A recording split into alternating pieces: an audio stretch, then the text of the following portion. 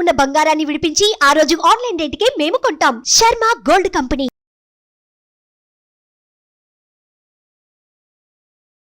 నమస్తే, welcome to Suman TV. నేను మీ యామ్ని. ప్రస్తుతం మనతో ఉన్నారు ప్రముఖ ఆధ్యాత్మికవేత్త, ప్రముఖ జ్యోతిష వాస్తు పండితులు సుభాష్ శర్మ గారు ఉన్నారు. గురుగారు, మన గురుగారితో మనం మాట్లాడదాం. నమస్తే అండి. శ్రీమాత్రి గురుగారు, ఇప్పుడు మనకి శివరాత్రి అయిపోయిన తర్వాత నెక్స్ట్ డే అమావాస్య వస్తుంది. అది కూడా ఇప్పుడు ఆదివారం రోజు వస్తుందండి. అంటే ఇప్పుడు ఆదివారం అమావాస్య వస్తే ఇంకా దిష్టి తీయడం అని, ఇంకా తాంత్రికంగా పూజలు అలా నిర్వహిస్తారని వింటూ ఉంటాము. నా చిన్నప్పటి నుంచి వింటున్నా. ఇప్పుడు ఆదివారానికి ఈ అమావాస్యకి అసలు ఏంటండి లింక్? చాలా అద్భుతమైనటువంటి ప్రశ్న అమ్మ. అంటే మా చిన్నప్పుడు కూడా వినేవాళ్ళం, ఆదివారము అమావాస్య అర్ధరాత్రి బయటికి వెళ్ళకూడదు, భూతాలు ప్రేతాలు తిరుగుతూ ఉంటాయి, నీకు భూతం పట్టుకుంటుంది, నీకు ఏదైనా దయ్యం పడుతుంది, గాలి తలుగుతుంది, ఇలా చాలా రకాలుగా చెప్పేవాళ్ళమ్మ. నిజంగా ఆదివారం అమావాస్య అనేటటువంటి, ఇప్పుడు ఆదివారం అంటే సూర్యుడికి ప్రధానమైనటువంటి రోజుగా పరిగణలోకి తీసుకున్నాం. సూర్యారాధనకు, సూర్య ఉపాసనకు ఆదివారం అనేటటువంటిది చాలా అద్భుతమైనటువంటి రోజుగాను, దానికంటూ ఒక ప్రత్యేకమైనటువంటి రోజుగాను కేటాయించింది ఆదివారం.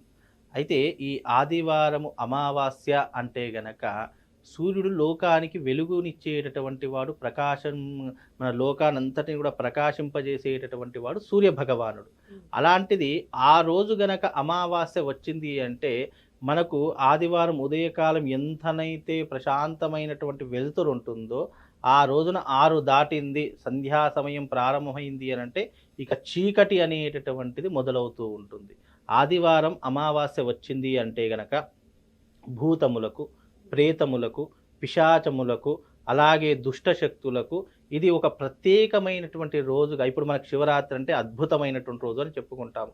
అలాగే దుష్టశక్తులకు కూడా ఇలాంటి ఆదివారం అమావాస్య అనేటటువంటిది కూడా ఒక రోజుగా చెప్పుకోవచ్చు. ఎందుకంటే దయ్యం పట్టినటువంటి వాళ్ళు కానీ, అంటే దయ్యం పట్టడము అంటే అబ్నార్మల్గా బిహేవ్ చేయడం అని చెప్పుకోవచ్చు. సైన్స్ భాషలో చెప్పుకోవాలంటే, అంటే ఒక ఆరోగ్యంగా ఉన్నటువంటి వ్యక్తి ఒక పిచ్చి పట్టిన వాడిలా ప్రవర్తించడము, సడన్గా ఏదో అయిపోవడము, సడన్గా ఆలోచన చేసుకోవడము, లేదా చీకటి గుహలో వెళ్ళి కూర్చోవడము, లేదా అన్ని డోర్లు మూసుకొని అన్ని లైట్లు బంద్ చేసుకొని చీకట్లో కూర్చోవడము, మూలగడము, అంటే ఊరికే మూలగడము, ఏదో ఒకటి మాట్లాడడము, ఇలా తనలో తానే మాట్లాడుకోవడము, ఏడుస్తూ ఉండడము, ఇవన్నీ కూడా ఏమవుతాయంటే దుష్ట శక్తులు ఆవహించడానికి, ఒక వ్యక్తికి గాలి తలిగింది అని తెలుసుకోవడానికి, ఇవన్నీ కూడా అంటే శక్తిని ప్రభావితం చేసుకుని, అంటే దుష్ట శక్తులు ప్రభావితం చేసుకోవడానికి, శక్తిని పెంచుకోవడానికి ఈ ఆదివారం అమావాస్య అనేటటువంటిది ఏర్పడుతుంది. ఈ ఏర్పడినటువంటి కాలంలో దుష్టశక్తుల యొక్క శక్తి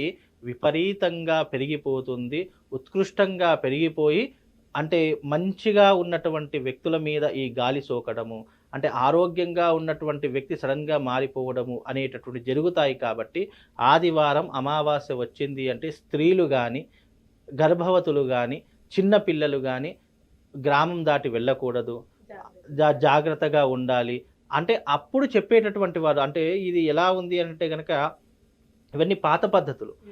ఇప్పుడు ఈ విషయాలు ఇవన్నీ చెప్పామనుకోండి, ఇప్పుడు ఎవరు నమ్ముతారండి, ఇప్పుడు ఎవరు ఆచరిస్తారు అని అంటారు. కానీ ఎప్పుడైనా ఒకటి గుర్తుపెట్టుకోండి, మనిషికి ఏదైనా సంఘటన జరిగినప్పుడు చూస్తాడు, దానికి కావాల్సినటువంటి ఏదో తోచిన సహాయము, తోచిన మాట సహాయము చేస్తారు. కానీ అదే దుష్టశక్తి ప్రభావం మన దాకా వచ్చింది, నా దాకా వచ్చింది అనుకోండి, దాని పెయిన్, దాని బాధ నాకు అనుభవిస్తే కానీ నాకు తెలియదు.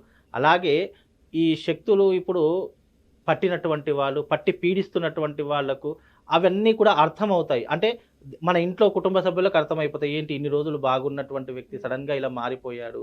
లేదు అని అంటే గనక, అంతెందుకని నేను మీకు జరిగిన సంఘటన చెప్తాను. ఒక అద్భుతమైనటువంటి అమ్మాయి అంటే డిగ్రీయో ఏదో చదువుతుంది, ఇంటరో డిగ్రీయో చదువుతుంది. ఆమె ఇంటర్లో ఉన్నప్పుడు మంచి స్టూడెంట్, మంచి నాలెడ్జ్ పర్సన్. ఆమెకు సడన్గా ఏమైందో తెలియదు.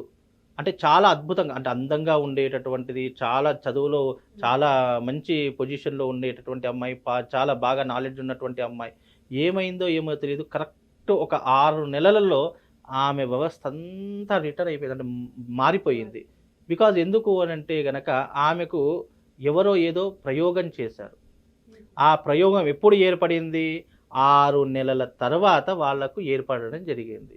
ఈ 6 నెలల సమయంలో ఏమీ అనిపించలేదు, అయ్యో ఇన్ని రోజులు బాగుండేది, సడన్గా ఇలా మారిపోయింది, శరీరం అంతా మారిపోయింది, ఎంత అందంగా ఉండేటటువంటి అమ్మాయి ముఖం మీద మచ్చలు రావడము, అలాగే కాళ్ళు చేతులన్నీ కూడా బక్క చిలికిపోవడము, బక్క పలస పడిపోవడం, అంటే చాలా అద్భుతంగా అందంగా మంచి శరీర ఛాయతో ఉన్నటువంటి ఆరోగ్యంగా ఉన్నటువంటి అమ్మాయి ఈ 6 నెలల్లో అసలు పాత ఫోటో ఈ ఫోటో పక్క పక్కన పెడితే పోల్చుకోలేనంత విధంగా అయిపోయింది.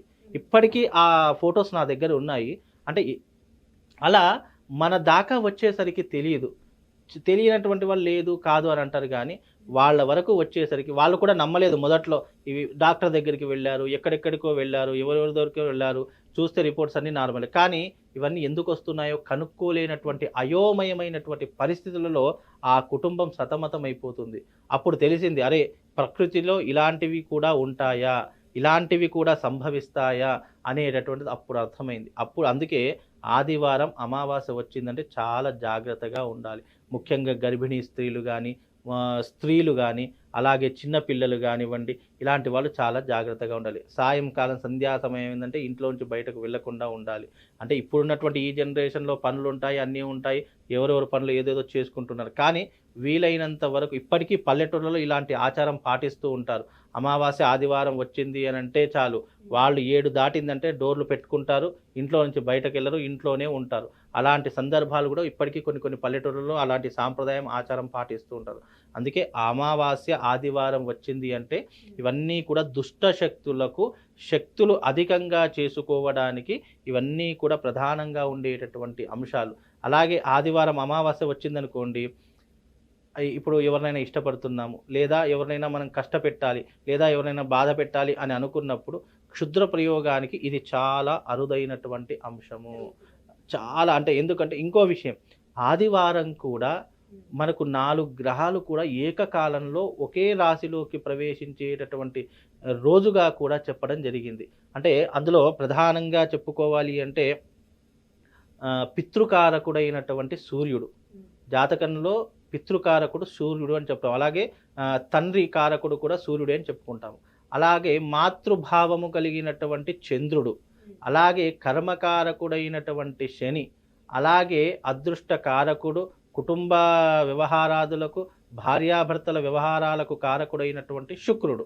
ఈ 4 గ్రహాలు కూడా ఒకే కక్షలో, ఒకే గ్రహంలో, అంటే ఒకే రాశిలో ఉండేటటువంటి అద్భుతమైనటువంటి యోగంగా కూడా చెప్పడం జరిగింది. అమావాస్య రోజు ముఖ్యంగా జాగ్రత్తగా ఉండవలసినటువంటి రాశులు కూడా చెప్తాను.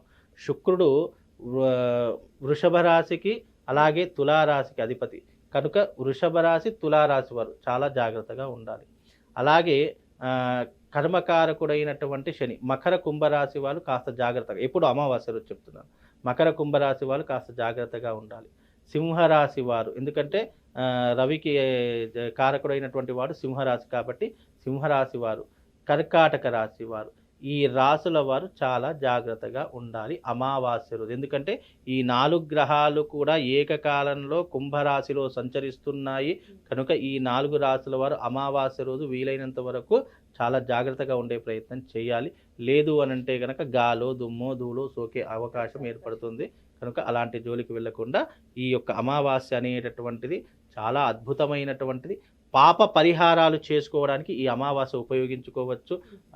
అలాగే ఈ అమావాస్య పితృకర్మలకు, అలాగే ఉదయకాలం అయితే గనక దేవతా కర్మలకు, మధ్యాహ్న సమయకాలం అయితే పితృకర్మలకు, సాయంకాల సమయం అయితే గనక దేవతా కర్మలకు ఉపయోగపడేటటువంటి అద్భుతమైనటువంటి అమావాస్య. ఈ అమావాస్య ఇలా పెద్దలు ఈ ఒక కథను అనేటటువంటి ఏర్పాటు చేశారు కాబట్టి అందులో చెప్పాను తప్ప ఇప్పుడు అంత భయపడాల్సినటువంటి వ్యవహారం అయితే ఏమీ ఉండదు. కాకపోతే జాగ్రత్తగా ఉండడంలో తప్పేం లేదు. కనుక జాగ్రత్తగా ఉండండి అమ్మా. చాలా చక్కగా తెలియజేశారండి. ధన్యవాదాలు. శ్రీమాన్.